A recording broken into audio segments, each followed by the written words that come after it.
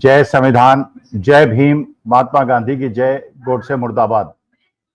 देखिए, हमारे पुरखों ने बताया है, हमारे बुजुर्गों ने बताया है और हमने भी अपने बच्चों को बताया है, अगली पीढ़ी को बताया है कि अपने परिवार में अगर किसी से कोई गलती हो जाए या कोई चीज उसे नहीं आती हो तो वो परिवार से छिपाए नहीं, उसको डिस्कस करे और उसका सॉल्यूशन ढूंढे।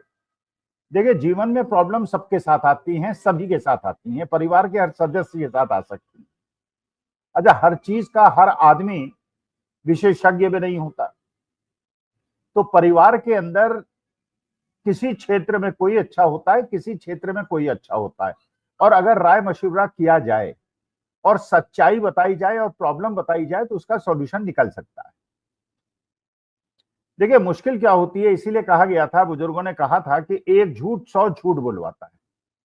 क्योंकि एक झूठ को छिपाने के लिए अगर पहली बार ही आपने सत्य को स्वीकार कर लिया होता तो आपको झूठ ना बोलना पड़ता। एक झूठ भूल तो जाता है आदमी कि उसने क्या झूठ बोला था, तो अगली बार वो दूसरा झूठ बोलता है, फिर उस झूठ को छुपाने के लिए तीसरा झूठ बोलता है और ऐसे ही श्रृंखला बनती जाती है। तो ये जो परिस्थिति है, और ये सब मानते हैं, हमारा भारतवर्ष 142 करोड़ लोगों का परिवार है। तो अगर मान लीजिए मुझे किसी क्षेत्र की नॉलेज नहीं है तो मैं उन लोगों से कंसल्ट करूंगा जो उस क्षेत्र के विशेषज्ञ हैं। अगर बीमारी की कोई स्थिति होगी मैं डॉक्टर के पास जाऊंगा और उनकी बात मानूंगा, आंख मूंद के मानूंगा। अगर कोई लॉ का मामला होगा वकीलों के पास जाऊंगा, उनकी बात मानूंगा।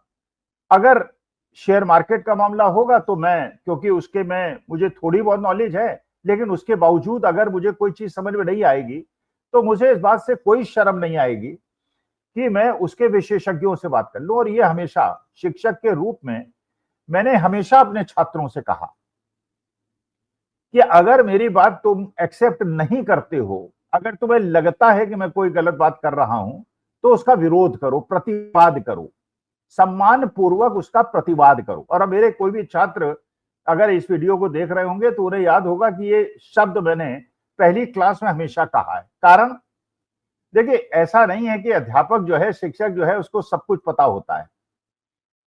और समय बीत रहा है, बहुत ज्यादा परिवर्तन हो रहे हैं, तो नई जनरेशन को कई चीजें ऐसी पता है जो हम लोगों को नहीं पता है।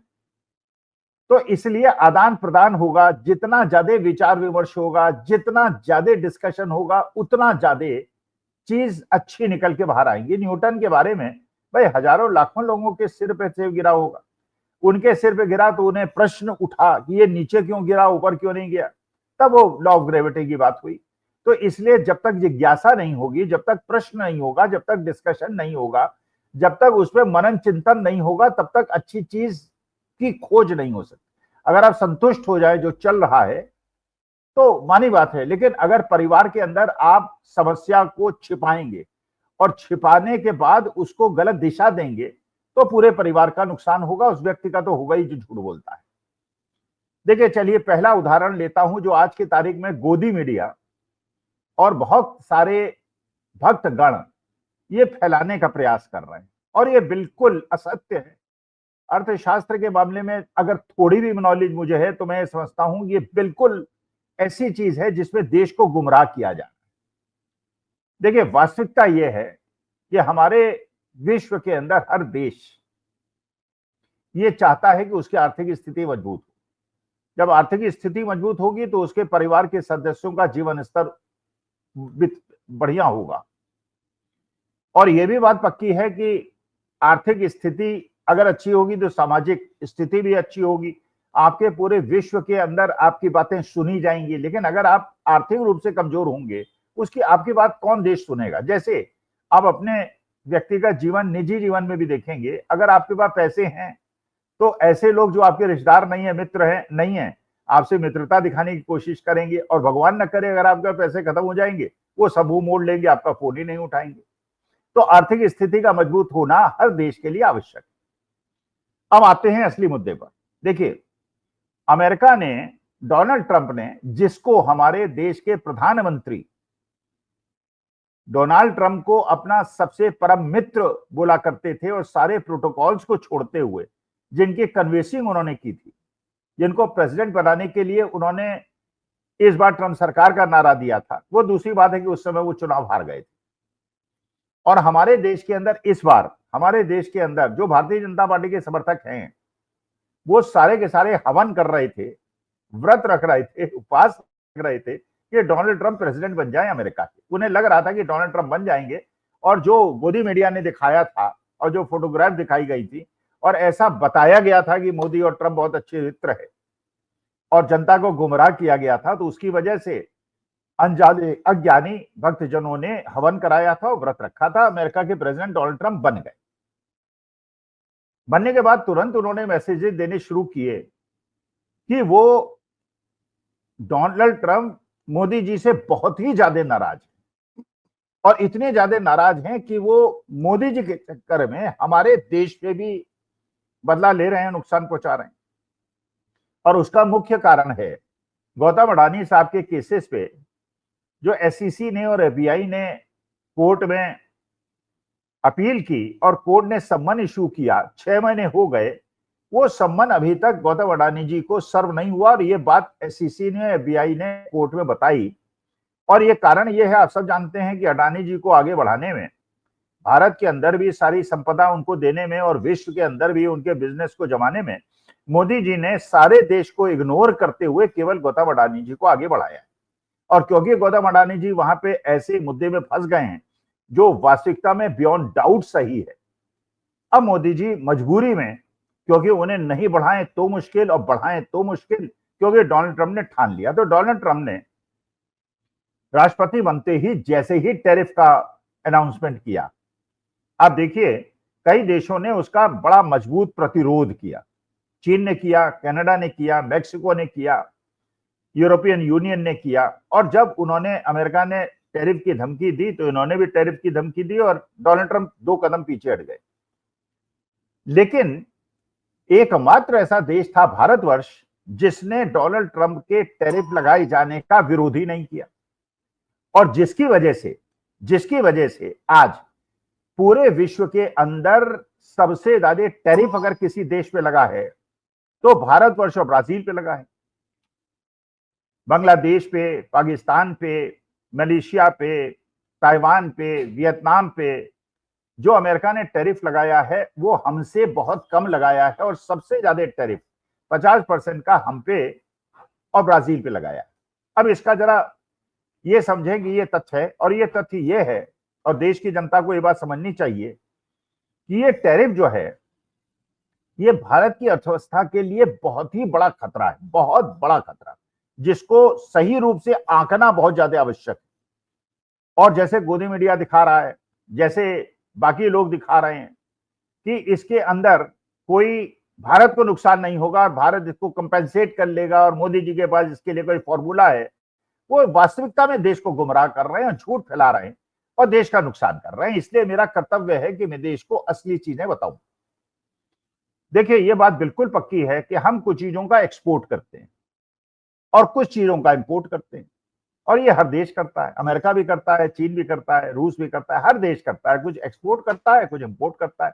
जिस चीज में आपका प्रोडक्शन ज्यादा होता है वो आप एक्सपोर्ट करते हैं, जिसमें आपको फायदा होता है उसको एक्सपोर्ट करते हैं, और जो चीज आपके देश के अंदर नहीं होती उसको आप इंपोर्ट करते हैं। अच्छा, ये भी बात बिल्कुल पक्की है क्योंकि हमारे देश के अंदर सबसे ज्यादा तेल का आयात अगर विश्व में कहीं होता है तो भारतवर्ष के अंदर होता है, चीन के अंदर होता है। बाकी बहुत सारे तेल निर्यातक देश हैं, रूस है, यूक्रेन है, अरब कंट्रीज हैं, ईरान है, वेनेजुला है, बहुत सारे देश हैं। तो उनकी जो अर्थनीति है वो डिपेंडेंट है निर्यात पे तेल के, और हमारे देश की अर्थनीति डिपेंडेंट है आयात पे। और अगर तेल महंगा हो जाएगा और हमारी करेंसी वीक हो जाएगी, अगर हमारा रुपया कमजोर हो जाएगा तो हमारे लिए आयात बहुत ज्यादा महंगा हो जाएगा। अच्छा, अब सवाल यह है कि अमेरिका ही एक ऐसा देश है जहां पे हमारा निर्यात आयात से ज्यादा है। अच्छा, अमेरिका ने अगर हम पे भी 50% टैरिफ लगाया और Bangladesh, Pakistan, Malaysia, Indonesia, Taiwan, Vietnam इन पे कम लगाया तो समझिए इसका असर क्या पड़ता है। भाई, जो चीज हमारे यहाँ सरप्लस है वही चीज मोटे तौर पर भौगोलिक क्षेत्र में, क्योंकि अड़ोस पड़ोस के देश हैं, पाकिस्तान, भारतवर्ष और बांग्लादेश के अंदर है, जिनको हम मानते हैं कि बांग्लादेश और पाकिस्तान हमारे विरोधी राष्ट्र हैं। अब अगर हम कोई चीज, मान लीजिए चाय भेजते हैं, चाय को छोड़िए, अगर कोई भी चीज हम भेजते हैं, लेदर आइटम भेजते हैं, ज्वेलरी भेजते हैं और टेक्सटाइल बेचते हैं, जो कि बांग्लादेश भी बहुत लार्ज स्केल पे बेचता है, तो हम टेक्सटाइल अगर 100 रुपए की भेजेंगे तो वो जाके अमेरिका के अंदर लैंड करेगी 150 रुपए की, और बांग्लादेश वही भेजेगा तो उसको लैंड करेगी 119 रुपए की। तो अमेरिकन को जो चीज हमसे 150 की मिल रही है वो बांग्लादेश से 119 रुपए की मिलेगी, तो वो बांग्लादेश की खरीदेंगे और हमारा एक्सपोर्ट खत्म हो जाएगा। तो भारतवर्ष के अंदर जो टेक्सटाइल इंडस्ट्री है वो पूरी तरह से ठप हो जाएगी।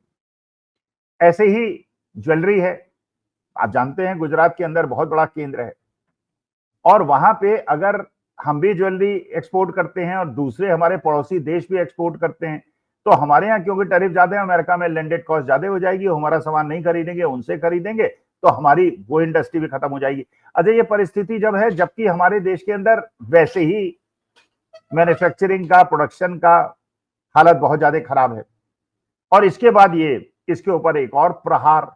तो ये जो गोदी मीडिया दिखा रहा है आपको, और ये दिखाया जा रहा है कि इससे हमारे पे कोई असर नहीं पड़ेगा, ये कतई झूठ है, और ये आपसे सत्यता को छिपाया जा रहा है। इसकी अर्थव्यवस्था पे बहुत ज्यादा असर पड़ेगा, और जिसका प्रतिबिंब आपको दिख गया है शेयर मार्केट में।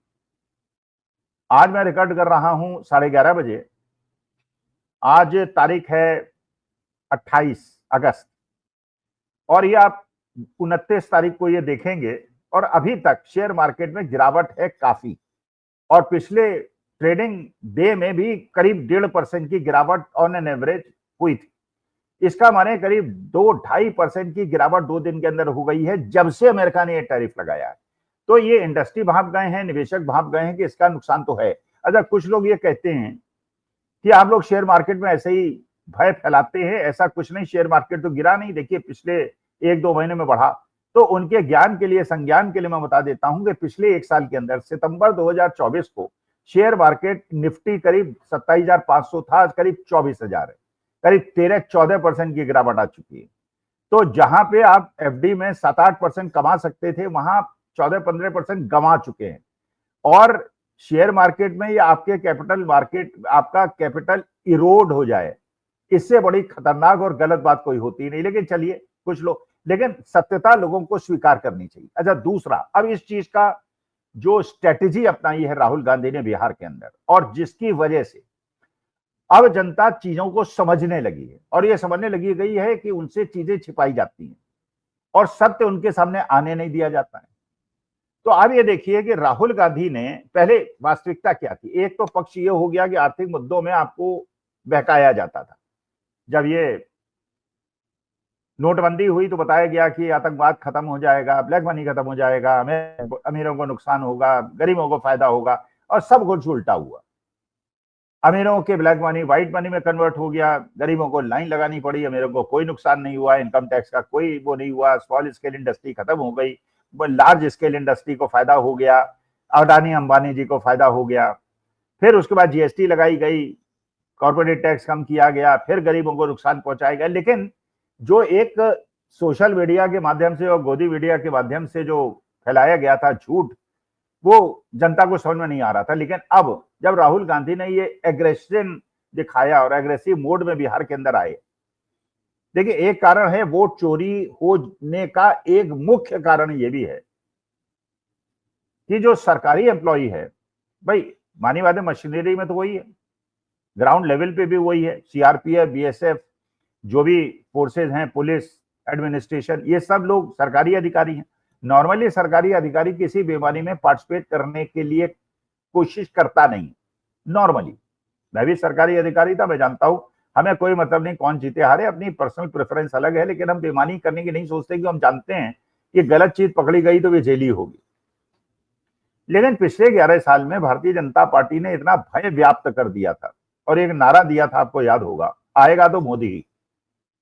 अच्छा, हो भी रहा था कि आएगा तो मोदी ही, जमीन पे हवा कुछ और थी, और जीतते थे मोदी साहब, भारतीय जनता पार्टी। इसका मतलब यह है कि लोगों को लगने लगा बात तो सही है, आएंगे तो मोदी ही। लेकिन जब बाद में कलई खुली और ये राहुल गांधी ने कर्नाटका की एक सीट के बारे में बताया, और उसके बाद हरियाणा से भी खबर आई, मध्य प्रदेश से भी आई, छत्तीसगढ़ से भी आई, हर जगह से आई। किस प्रकार से हेरा फेरी हुई है, नाम ऐड किए गए हजारों, नितिन गडकरी की सीट से लाखों वोट हटाए गए और देवेंद्र फडणवीस की सीट पे हजारों वोट बढ़ाए गए, और कैसे हेर फेर हुई। इसका माने ये बात तो सबने लोगों को आ गई थी, लेकिन भय था, भय। अब वो भय जब खत्म हुआ और जब बिहार की जनता ने दिखा दिया कि भय खत्म हो गया, लाखों की, उन्होंने कहा ईडी सीबीआई पुलिस से हम नहीं डरते, अब पूरी तरह से लाखों की जनता अगर सड़क पे आ गई, वो भय हट गया। अब ये भय जो है, ये बिहार के सरकारी अधिकारियों को, पोलिंग ऑफिसर्स को, काउंटिंग एजेंट्स को, रिटर्निंग ऑफिसर्स को भी एक मैसेज दे रहा है कि अब राहुल गांधी ने ठान ली है और इंडिया गठबंधन ने ठान ली है, इस बार बेईमानी नहीं होने देंगे, और अगर बेईमानी होगी तो अधिकारियों की मातहत होगी। बहुत सारे अधिकारी जो पहले नहीं खड़े होते थे, ये जानते हुए कि सब कुछ होने के बावजूद आएंगे तो मोदी, इस बार वो संभव नहीं। और अगर सरकार बदलेगी तो उन सरकारी अधिकारियों को बहुत ज्यादा बड़ा दंड झेलना पड़ेगा। जब मुख्य चुनाव आयुक्त के खिलाफ राहुल गांधी बोल सकते हैं और पूरे देश के अंदर ये नारा प्रचलित हो सकता है, वोट चोर गद्दी छोड़, तो छोटे अधिकारियों की आप बात, जेल की चक्की तो उनको भी पीसने का मौका मिल सकता है। तो लोग इस बार प्रतिरोध करेंगे, क्योंकि अभी तक, क्योंकि सरकारी अधिकारी डर के मारे भारतीय जनता पार्टी के साथ खड़े हो जाते थे कि ये सत्ता में लौट के आएंगे। जैसे हरियाणा के अंदर सबको पता था कांग्रेस जीत रही है, लेकिन जब वो जीत गई तो लोगों को लगा, दिल्ली के अंदर सब कह रहे थे कि आम आदमी पार्टी को हराना मुश्किल है, लेकिन ये जीत गए तो इसका मतलब लोगों ने कहा यार इनसे पंगा क्यों लेते हो, जो कह रहे हैं करते रहो, वरना ये हमको जेल भेज देंगे।